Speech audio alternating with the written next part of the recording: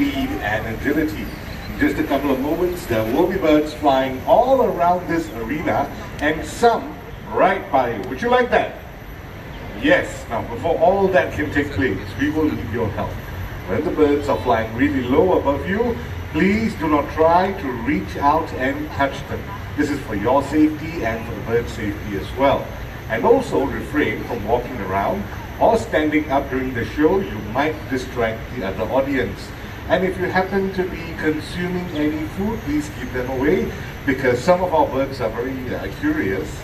They might just decide to come down and share your snacks with you, right? We don't want that happening.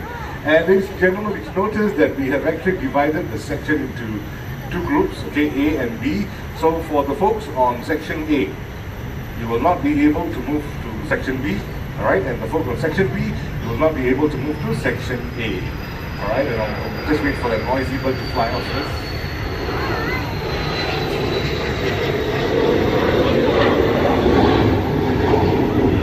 And I hope that's the only one. And throughout the show, please remember to wear your mask at all times and maintain that 1 meter social distancing. As you can see, the seats are all marked. Sit on the unmarked areas. Do not sit on the marked areas, okay? And maintain that 1 meter social distancing. So can we all agree on that? Yes. Oh, one more thing. Once the show ends, right, we will all move off in an orderly manner. So we'll start off with the folks on section B first, and the folks right on the top. I'll start off with you first, okay? And then we'll gradually move down and then move on to section A. Okay, agree? Yeah, shall we start? Nobody had lunch. Let's try this one more time. Shall we start the show? There you go, much better. Now, ladies and gentlemen, to start off with, our very first bird has got keen sense of smell. It is able to pick up the stench of rotting carcasses from miles away. Now, I mentioned the word carcass, right? What type of a bird of prey would you associate with a carcass? Vulture. Vulture, very good. So everyone, let's welcome Titan. Come on, Titan. Ladies and gentlemen, Titan the turkey vulture. Turkey vultures can be found in the Americas, and they are pretty abundant in the wild. Close to about 10 million of them. As I mentioned earlier on, they have a keen sense of smell, so usually the turkey vultures are the first to reach a carcass. Now, they may be the first, but at times they might not be able to consume the food as yet, because unlike their larger counterparts, turkey vultures do not have strong and powerful beaks to rip apart very tough meat. So they will have to rely on larger vultures to help them out. And here's an interesting fact about the turkey vulture. They have a very acidic stomach acid, almost to 0 pH level. So you can imagine how powerful their digestive system is, okay? Mr. Titan has done pretty well. Right now it's time for him to head back home. Thank you very much, Boyd. Mom is that way, all the way back to Hafiz. He's calling for you. Bye. See you later.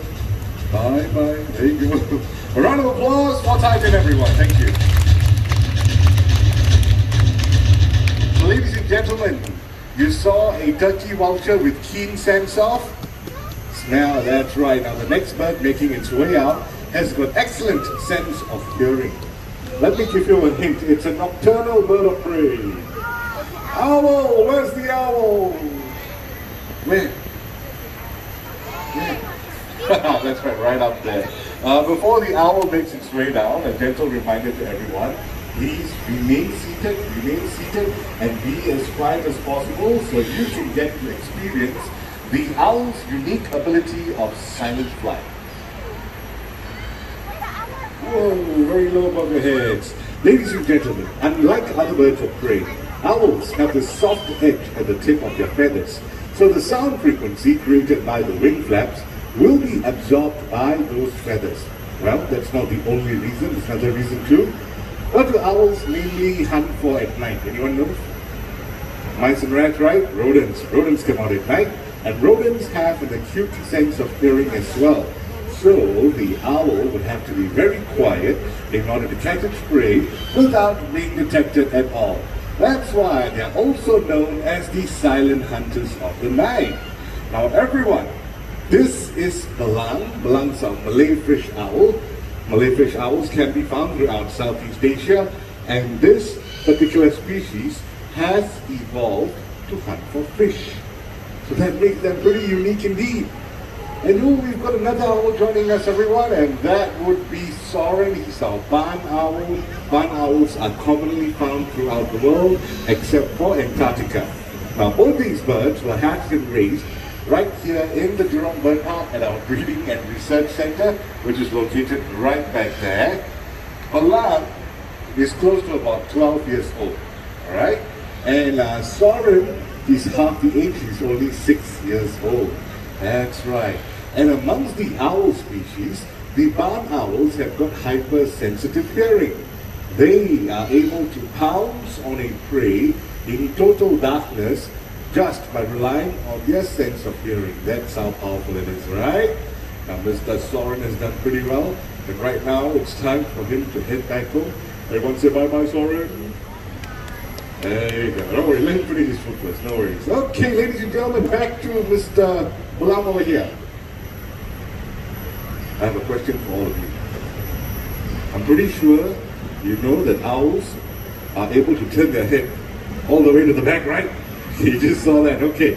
So, how many degrees do you think the owl is able to turn its head? Now, hang on. I know most of all of you are wearing masks, so it might be difficult to hear you. What I'm going to do is I'm going to shout out the answer. If you think it's right, just raise your hands, okay? All right, let's start out with 180 degrees. Raise your hands, 180. Okay, how about 360 degrees? Raise your hands, 360. Alrighty, and what about 270 degrees? 270? How about 0 degrees? I'm just joking. Okay, so I saw some of you raising up your hand for 270. 270 is the correct answer. Alright, 360 not possible, that is a full circle. The owl might sprain its neck, you don't want that happening. And 180 all of us can do, from the left to the right.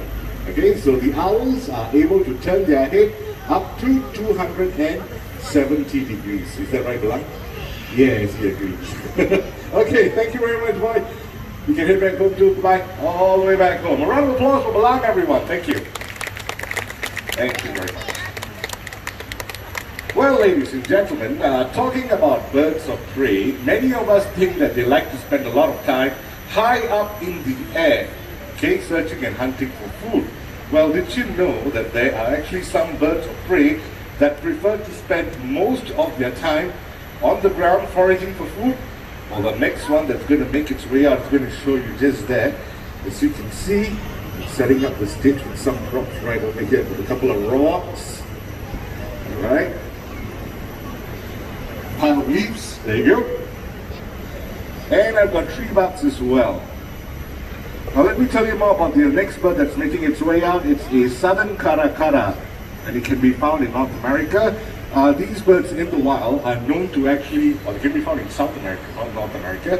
And in the wild, these birds are known to use their long legs and flat claws to turn over rocks and leaves in search of food. Okay, I'm going to hide some food right over here. There you go, looks like I'm all set. So ladies and gentlemen, boys and girls, let's welcome Rao. Come on, Rao. Oh, here, boy, hello. Watch what he does, ladies and gentlemen. Ah, look at that. Okay, Rao, a few more times, come on. Okay, there you go. Ooh, do we have some nice juicy treats underneath there? Very good, very good. Okay, moving along to the the leaves over here.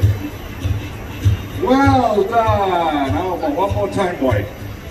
There you go. Okay, and lastly, we're going to move on to the tree barks.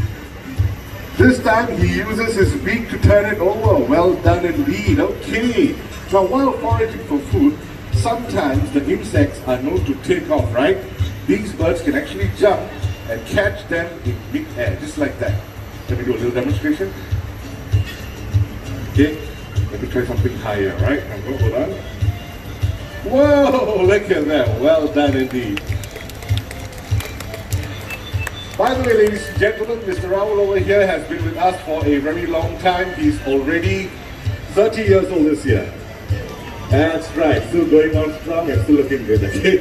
Alright, thank you very much, boy. Hope you that way. Let's give a big round of applause, everyone. Thank you. Bye. Hope you that way. You can go back home now. Thank you. Okay. Now, ladies and gentlemen, our next bird of prey is going to show all of you how agile and maneuverable it is in flight. And to demonstrate that, Rao doesn't want to go back home. He's still out there. Oh, okay. Rao, you want to go back home? I can still see you.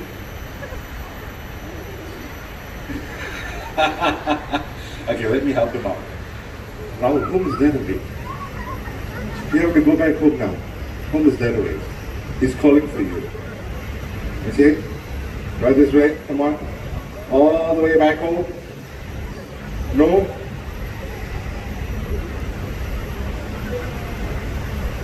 You can go back home now, goodbye.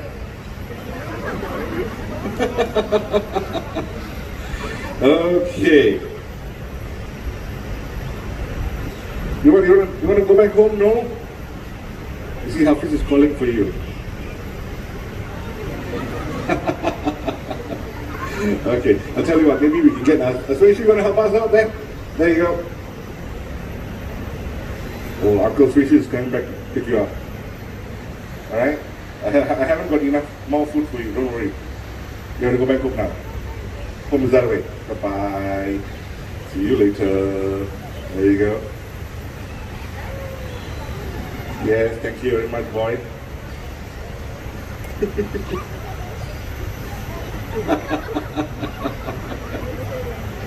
Okay, looks like he wants to go the other way. Okay. See, I told you right, 30 years old, he's very experienced. Okay, I think he's back home already. Alright, ladies and gentlemen, as I was saying earlier on, our next bird is going to show all of you how agile and maneuverable it is in flight. And to demonstrate that, what I'm going to do is, I'm going to skewer a piece of food to the stick right over here. Alright? And we're going to watch the bird make an attempt to fly down and snatch the food away. Let's see if it's able to do that, alright? Okay, one more time, let me just double confirm that Raul is back.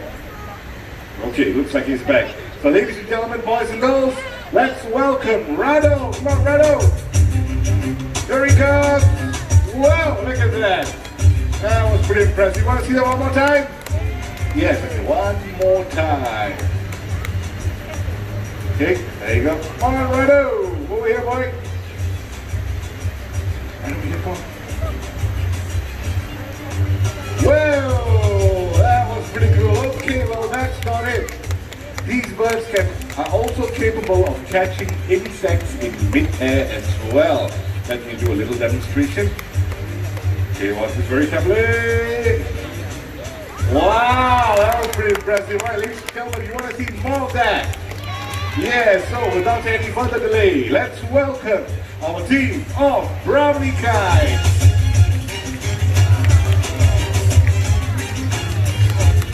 Okay folks, what's going to happen is I'm going to toss food high up in the air 5 times. And let's see if our kites are able to catch them. And I want all of you to count together with me, okay? We're going to start off with number 1. Very good. Number 2 coming up. 2. 3. 4. Wow. Last one. Okay, keep your eyes on that guy right up there. He's got a good angle. Whoop. 5. Well done. Let's give them a big round of applause, everyone. Thank you. By the way, ladies and gentlemen, these are our Brahminy kites. Brahminy kites are commonly found in Southeast Asia. Okay, they can also be found in Australia as well. They are also one of the most commonly found birds of prey right here in Singapore. And it's pretty easy to tell apart the adult and the juvenile. You notice this guy, he's got white feathers from his head all the way down to his belly, right? Right? For the juvenile, it's all brown in color. So that's how you can tell apart the adult and the juvenile. There you go. And basically, the Brahminy kites are mainly scavengers, so they can be found near water bodies where they will usually scavenge for dead fish and crustaceans as well. Okay? Alright, boy, time for you to head back home as well, because the next bird that's going to make its way out likes the whole arena to himself. Okay, you want to go back home too? There you go. Alright. Well, ladies and gentlemen, boys and girls, over here in the Jurong Bird Park, we do a lot of rescue and conservation work. Now, the next bird of prey that you're about to see was actually rescued and nursed back to health by us. So, without any further delay, let's welcome Grantis, the Himalayan griffon vulture. Oh, big boy! Now, ladies and gentlemen, the Himalayan griffon vultures, they can be found in the higher regions of the Himalayas, and during winter, young vultures are known to fly down south. When they do so, some of them tend to go out of course, and they end up lost in different parts of Asia. Just like Grantis, he was found to be very weak and dehydrated right here in Singapore in Orchard Road. This was back in 2005. Well, the authorities contacted us, we managed to rescue him and nurse him back to good health. Don't you think he looks pretty healthy right now? Yes. Okay, let's give a big round of applause, everyone. Thank you.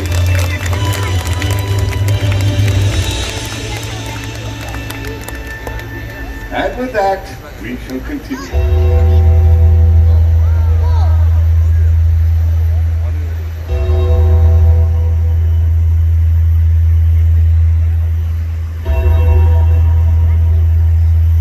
When one vulture descends upon a carcass, more will follow.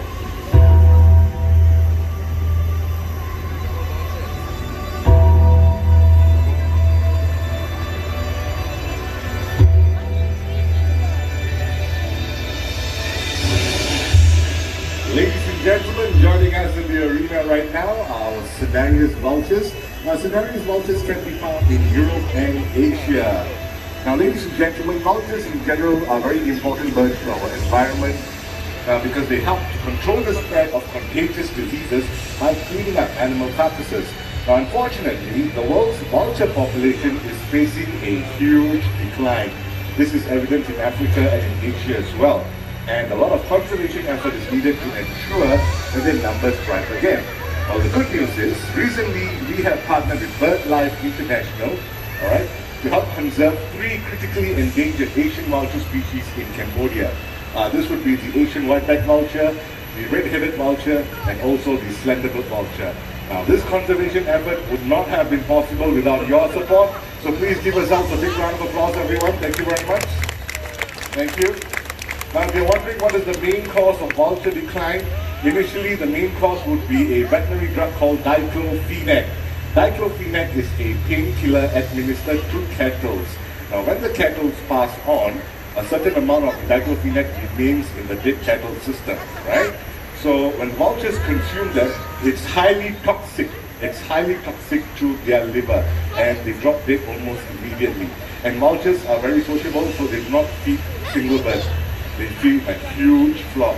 So imagine having 300 vultures go off